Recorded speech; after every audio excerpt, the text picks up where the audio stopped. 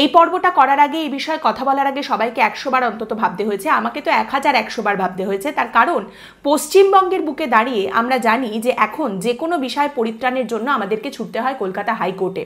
একের পর এক মিথ্যে মামলা, সেগুলো নিয়ে কলকাতা হাইকোর্টে যেতে হয় এবং সেখানে বিচারপতি যদি সমস্ত কিছু দেখে বলেন যে হ্যাঁ সত্যি এই মামলায় কোনো মেরিট নেই, একেবারেই মামলা দাঁড়াচ্ছে না, তবেই পরিত্রাণ পাওয়া যায় যদি বিচারপতি সেটা দেখতে পান।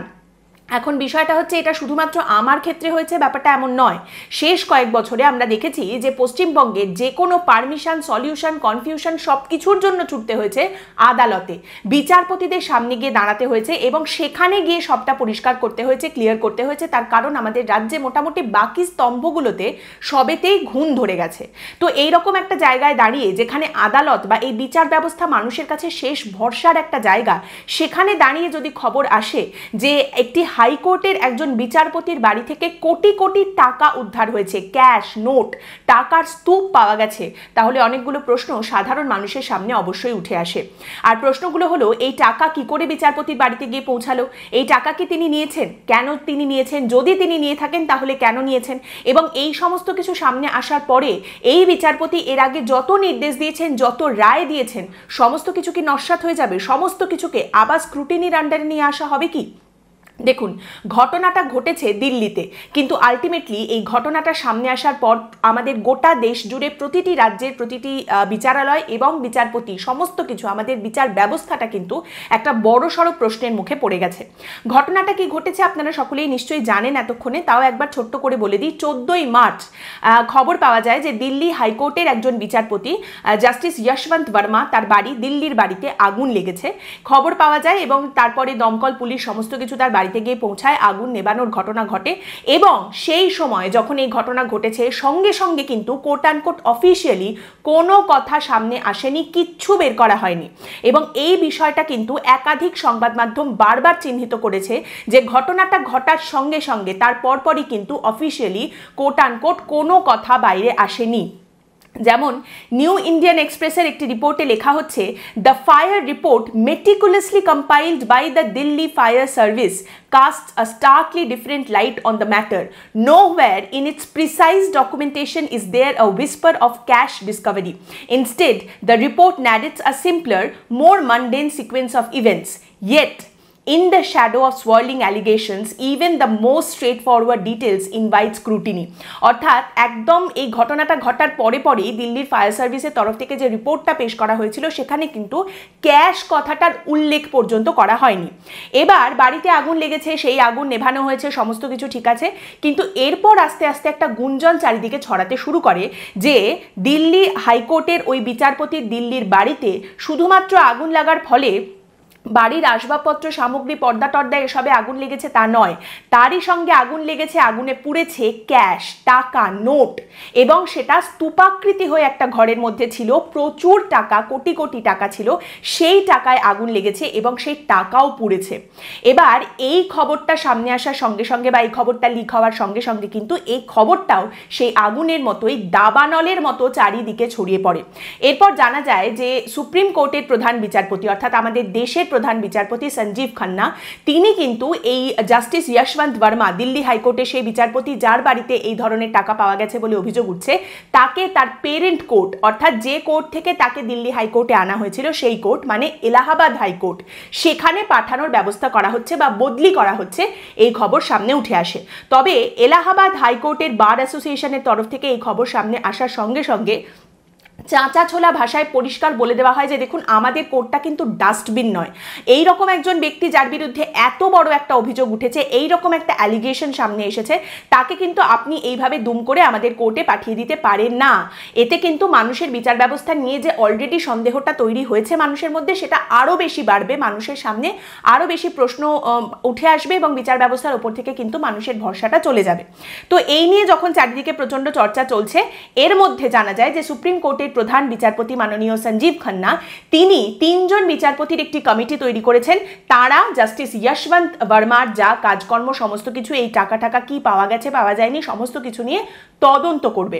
এবং তারই সঙ্গে জানা যায় যে বেশ কিছু প্রশ্ন জাস্টিস যশবন্ত বর্মার সামনে রাখা হবে। প্রথম প্রশ্ন, how does he account for the presence of money or cash in the room located in his premises? অর্থাৎ তার তার বাড়ির যে বাড়ির এলাকাটা, তার বাংলো, সেখানে একটা ঘরের মধ্যে এই যে টাকা পাওয়া গেছে, এটাকে তিনি কিভাবে এক্সপ্লেন করছেন, কিভাবে বিবেচনা করছেন, এর কারণটা কি? দ্বিতীয় প্রশ্ন যেটা জাস্টিস যশবন্ত ভার্মার সামনে রাখা হচ্ছে সেটা হলো, explain the source of money or cash which was found in the shed room. ওই ঘরের মধ্যে থেকে যে টাকা পাওয়া গেছে তার সোর্সটা কি, কোথা থেকে এই টাকা এলো, কোথা থেকে এই টাকা পেলেন তিনি, সেটা তাকে জানাতে হবে। এবং তৃতীয় প্রশ্ন, অত্যন্ত গুরুত্বপূর্ণ প্রশ্ন, who is the person who had remove the burnt money or cash from the room in the morning of March 15, 2025। 14ই মার্চ রাতে আগুন লাগার ঘটনা ঘটেছে, তারপর যা সামনে রাখা হচ্ছে সমস্ত কিছু ঠিক আছে, কিন্তু 15ই মার্চ সকালবেলা ওই ঘরের মধ্যে থেকে পুড়ে যাওয়া ওই টাকা, ওই নোটগুলো কে সরালো? এবার এখানে জাস্টিস ভার্মা তিনি কি উত্তর দিয়েছেন সেটা আগে আপনাদের শোনাই।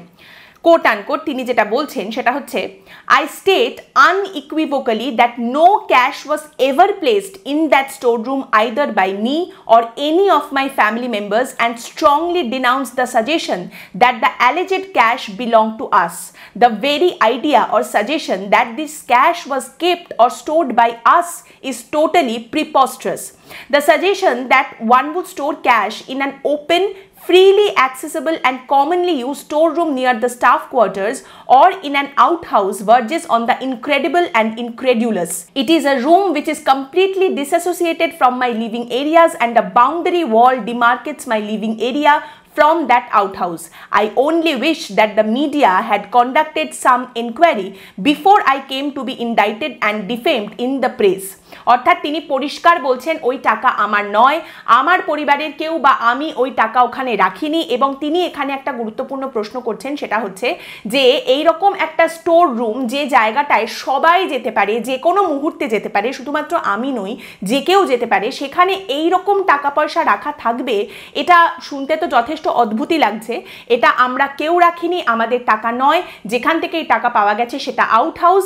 আমি যেখানে থাকি, আমার বাড়ি যেটা, সেখান থেকে কিন্তু এই আউট হাউসটা কিছুটা দূরে, মাঝখানে একটা বাউন্ডারি ওয়ালও রয়েছে, কাজেই এটা কিন্তু প্রিপস্টারাস, এটা মেনে নেওয়া যায় না এবং এটা একেবারে সত্যি কথা নয়। এগুলো সমস্ত অভিযোগ, এই যে টাকার কথা বলা হচ্ছে এগুলো আমার টাকা একেবারেই নয়।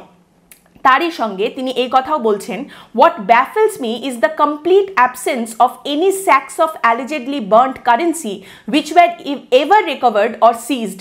We categorically assert that neither my daughter, PS nor household staff were shown these so-called sacks of burnt currency. I stand by my consistent position that when they accessed the storeroom there was no currency burnt or otherwise which could be seen. এইটাও কিন্তু একটা factor, যেখানে justice প্রশ্ন করছেন যে এই টাকা পয়সা যে সরানো হয়েছে, সিজ করা হয়েছে, সেগুলো কিন্তু আমরা কেউ দেখিনি, আমাদের কাউকে দেখানো হয়নি। আমরা ওই ঘরে কোনো টাকা দেখিনি, কোনো পোড়া টাকা, আধপোড়া টাকা বা একদম গোটা টাকা কিচ্ছু আমরা দেখিনি। এবং এগুলো যখন সরানো হয়েছে তখনও কিন্তু সেগুলো আমরা দেখিনি। কে সিজ করলো, কিভাবে সিজ হলো, সেগুলোও কিন্তু আমাদের কিচ্ছু দেখানো হয়নি। এইটাও কিন্তু একটা গুরুত্বপূর্ণ ফ্যাক্টর। আগেই যেটা বললাম যে সুপ্রিম কোর্টের chief justice of India Sanjiv Khanna তিনি যে কথাটি সামনে তুলে ধরেছেন, যে এই প্রশ্নটা করা হয়েছে যে টাকাটা পরের দিন সকালবেলা ওইখান থেকে পোড়া টাকাগুলো কে সরালো, কে সিজ করেছে, সেখানে কিন্তু জাস্টিস যশবন্ত ভার্মা বলছেন যে আমি আমার পরিবারের কেউ এ সমস্ত দেখিনি, কে কি সিজ করেছে না করেছে, আমাদের কোনো টাকা দেখানো হয়নি যে আমরা এগুলো সিজ করলাম, নিয়ে গেলাম বা কিছু। আমরা যখন দেখেছি তখন ওখানে কোনো টাকা পয়সা ছিল না, তাহলে এর দায়িত্ব আমার ওপরে কি করে বর্তায়? এইটা কিন্তু অত্যন্ত গুরুত্বপূর্ণ একটি জায়গা। এখনো পর্যন্ত কত টাকা পাওয়া গেছে একদম কংক্রিট তার হিসেব সামনে কেউই রাখতে পারেননি। বলা হচ্ছে আনুমানিক 15 কোটি টাকা এই ঘরটা থেকে উদ্ধার করা হয়েছে। এবার এখানে যেটা একটা কথা বলা হচ্ছে, প্রথম একটা ভালো বিষয় বা পজিটিভ বিষয় হচ্ছে সুপ্রিম কোর্টের তরফ থেকে প্রথম থেকেই সমস্ত বিষয়টা সামনে রাখা হয়েছে, মানুষের সামনে পুরো জিনিসটা তুলে ধরা হয়েছে, কি হয়েছে, কি পাওয়া গেছে, কি ভিডিও, কি ক্যাশ। আমাদের দেশের যিনি প্রধান বিচারপতি, সুপ্রিম কোর্টের প্রধান বিচারপতি মাননীয় সঞ্জীব খান্না, তিনি কি প্রশ্ন করেছেন, জাস্টিস যশবন্ত ভার্মা তিনি কি উত্তর দিয়েছেন, সমস্তটা কিন্তু একদম পরিষ্কার করে সামনে তুলে ধরা হয়েছে। একদম ক্ল্যারিটির একটা জায়গা প্রথম থেকেই সামনে রাখা হয়েছে। এটা অবশ্যই পজিটিভ। তার কারণ বেশিরভাগ ক্ষেত্রেই দেখা যায় যে কোনো ইউনিফর্ম প্রফেশনালদের ক্ষেত্রে, সেটা আপনি ডাক্তার বলুন, উকিল বলুন, পুলিশ বলুন, বিচারপতি বলুন, সবার ক্ষেত্রেই দেখতে পাবেন যে তাদের ভেতরে কোনো ঘটনা ঘটলে, কারুর বিরুদ্ধে কোনো অভিযোগ এলে তারা এটা প্রেফার করেন যে ভেতরে ভেতরে তারা নিজেদের মধ্যেই যেন গোটা বিষয়টা সমাধান করে নিতে পারেন, বাইরে যেন না যায়। কারণ বাইরে গেলে শুধুমাত্র ওই একজন ব্যক্তির বদনাম হবে তা নয়, গোটা পেশার বদনাম হবে এবং এই গোটা পেশার সঙ্গে যত মানুষ যুক্ত রয়েছেন প্রত্যেকে প্রশ্নের মুখে পড়ে যাবেন, সাধারণ মানুষ বিশ্বাস হারাবেন। কিন্তু তারপরেও ডাক্তারদের মধ্যে থেকেও খুনি বেরোয়, পুলিশের মধ্যেও শয়তান রয়েছেন এবং একইভাবে বিচারপতিরাও কিন্তু বিচারের ঊর্ধ্বে একেবারেই নয়। হ্যাভিং সেড দ্যাট, এটাও মাথায় রাখতে হবে যে একজন বিচারপতিকে যদি এটা প্রমাণিতও হয় যে ওই টাকা পয়সা তাঁরই, এখনও সেটা প্রমাণ হয়নি, তদন্ত কমিটি তৈরি হয়েছে, যদি প্রমাণ হয় তাহলেও তাকে শাস্তি দেওয়া বা তাকে পদ থেকে সরানোটাও কিন্তু যথেষ্ট বড় ঘোরালো প্যাঁচালো একটি পদ্ধতি। এবং বিষয়টা একেবারেই এরকম নয় যে আজকে জানা গেল কালই ওনাকে পদ থেকে সরিয়ে দেওয়া হবে। মাথায় রাখবেন, আমাদের দেশে আজ পর্যন্ত কোনো সিটিং জাজ বা কোনো প্রাক্তন বিচারপতি কাউকে কিন্তু ইমপিচ করা হয়নি বা কারোর বিরুদ্ধে কোনো কনভিকশন আসেনি করাপশনের, মানে কোনো বিচারপতির বিরুদ্ধে কোনো দুর্নীতির অভিযোগ প্রমাণ করা, কনভিক্ট করা, তাকে শাস্তি দেওয়া, এরকম কোনো ঘটনা কিন্তু ঘটেনি।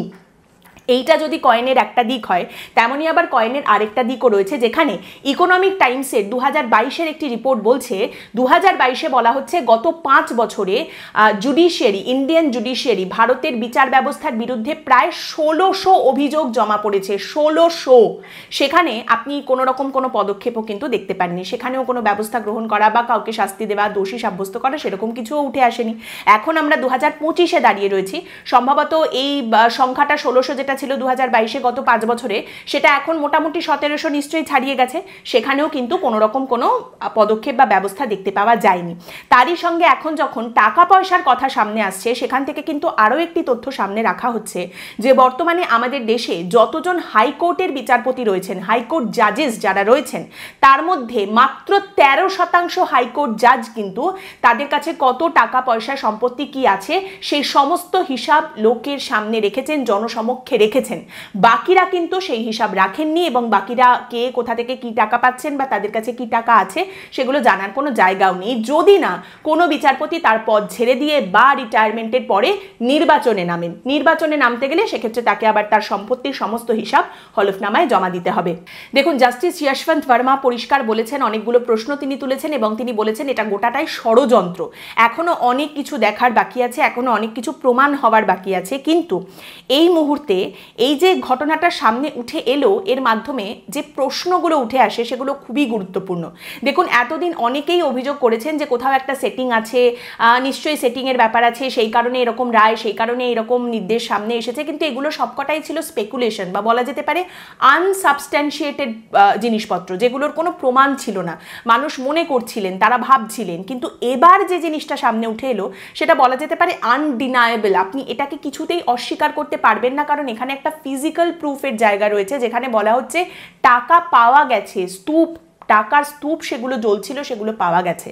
কাজেই এটা ঠিক না ভুল, কার টাকা কোথা থেকে এলো, সমস্ত কিছু প্রমাণ সাপেক্ষ, কিন্তু মানুষের মধ্যে যে প্রশ্ন উঠে এলো সেটা কিন্তু খুব গুরুত্বপূর্ণ। আজকে যখন আমাদের একদম শেষ ভরসার জায়গা হয়ে দাঁড়িয়েছে একটা বিচারালয়, একটি আদালত, কারণ আমরা জানি যে আর কোথাও কিছু না হোক, আমরা আদালতে গেলে অন্তত বিচারপতির সামনে গিয়ে দাঁড়ালে আমরা কোথাও থেকে একটা বিচার পাবো। হাইকোর্টের বিচারপতিরা নিশ্চয়ই একটা ঠিকঠাক কিছু রায় দেবেন, নির্দেশ দেবেন, কারণ বাকি স্তম্ভগুলো যেটা আগেই বললাম নড়বড়ে হয়ে গেছে, মানুষের বিশ্বাস ভরসার একটা জায়গা পড়েছিল। এবার এই বিশ্বাস বা ভরসার জায়গাটা যদি নড়ে যায় তাহলে সেটা কিন্তু আমাদের দেশের জন্য ভয়ঙ্কর সাংঘাতিক একটি পরিস্থিতি তৈরি হবে। একদম শেষে 3টে পয়েন্ট আমি আপনাদের সামনে রাখবো। এইগুলো বলার জন্য আমি সমস্যায় পড়তে পারি, কিন্তু এগুলো না বললে এই পর্ব সম্পূর্ণ হবে না এবং আপনাদের সঙ্গেও প্রতারণা করা হবে। প্রথম পয়েন্ট, শেষ কয়েক বছর ধরে আপনি দেখবেন বারবার এই কথাগুলো উঠে আসে বা এই প্রশ্ন উঠে আসে যে লোয়ার কোর্টে অদ্ভুত সমস্ত রায় সামনে আসছে, নিম্ন আদালতগুলিতে এমন কিছু জামিন সামনে আসছে বা এমন কিছু রায় নির্দেশ সামনে আসছে যেগুলো হাইকোর্টে গেলেই কিন্তু আর ধোপে টিকছে না, এবং হাইকোর্টের বিচারপতিরা অবাক হয়ে বলছেন যে এই রায়টা কি করে সামনে এলো। একটা লোয়ার কোর্টের বিচারপতি তিনি এই রায় কিভাবে দিলেন, এটা কি করে তিনি বললেন তার উত্তর পাওয়া যাচ্ছে না। এই প্রশ্ন কিন্তু ক্রমাগত ঘুরে চলেছে। দ্বিতীয় কথা, আমরা বারবার দেখেছি যে শেষ কয়েক বছরে সাম্প্রতিককালে কোনো বিচারপতি রাজনৈতিক কোনো মন্তব্য করছেন বা রাজনৈতিক দলগুলি বিচারপতিদের দিকে আঙুল তুলে বলছেন যে উনি পক্ষপাতিত্ব করছেন, সেখানেও কিন্তু কখনো টাকার লেনদেনের কথা ওঠেনি। টাকা নিয়ে তিনি এই ধরনের আজেবাজে কথা বলছেন বা রায় দিচ্ছেন, জামিন দিচ্ছেন, এখনো পর্যন্ত কোনো রাজনৈতিক দল এই ধরনের অভিযোগ করেনি। এবার তাহলে এই ঘটনা কি সেই অভিযোগের দরজাটা খুলে দিল? এবার তাহলে বলা হবে যে বিচারপতিরা টাকা নিয়ে এই রায় দিচ্ছেন, এইরকম আঙুল কি এবারে তোলা হবে? সেটা কি দেখতে পাওয়া যাবে? দেখুন, কলকাতা হাইকোর্টের বিচারপতিদের ক্ষেত্রে আমরা দেখেছি শেষ কয়েক বছরে কিছু বিচারপতি ভগবান হয়েছেন, কিছু বিচারপতি শয়তান হয়েছেন, কিছু বিচারপতি হেনস্থার মুখে পড়েছেন। এখন দেখার বিষয় এটাই যে এই যে ঘটনা সামনে উঠে এলো তার কি প্রভাব কলকাতা হাইকোর্টের উপরে দেখতে পাওয়া যাবে। দেখুন, কিছু ছাপ এই ঘটনা কলকাতা হাইকোর্টের উপরে নিশ্চয়ই রেখে যাবে, সাধারণ মানুষের মধ্যেও এর প্রভাব নিশ্চয়ই দেখতে পাওয়া যাবে। দেশের মধ্যে অন্যতম বিতর্কিত যে কোর্ট, সেখানে এর প্রভাব কিভাবে পড়বে এটাই এখন দেখার বিষয়। আর যদি সেই প্রভাবটা না পড়ে তাহলে কি করে এই সময়টা আমাদের কলকাতা হাইকোর্ট নেভিগেট করে বেরোবে, সেটাও কিন্তু অবশ্যই দেখার মতো বিষয়। আজকের পর্ব এখানেই শেষ করছি। আপনাদের মতামত এই পর্ব সম্পর্কে অবশ্যই জানাবেন কমেন্ট করে। পরের দিন আবার দেখা হবে অন্য একটি বিষয় নিয়ে আলোচনায়। ভালো থাকবেন।